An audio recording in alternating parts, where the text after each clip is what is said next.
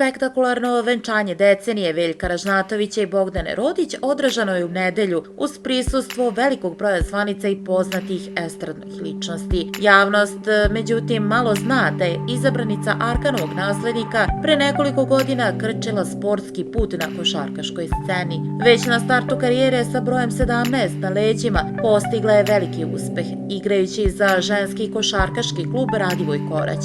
Sa ovim klubom se okitila šampionskom titulom u nacionalnom prvenstvu, te 2015. godine zabeležila i sjajan rezultat u regionalnoj ligi za žene, domogavši se naslova vice prvaka i učešćem u finalu kupa Milan Ciga Vasojević. Najveći podvig Bogdana je ostvarila u dresu juniorske reprezentacije Srbije 2013. godine na Evropskom šampionatu u Vukovaru, kada je sa lavicama osvojila srebrnu medalju. Iako je tokom karijere doživjela dve teške povrede kolena, uspešno se Bogdana vraćala na parket i nastavila da ređa pobede.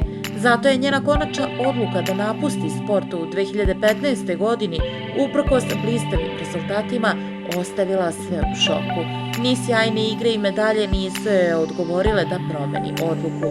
Ostalo je istorija.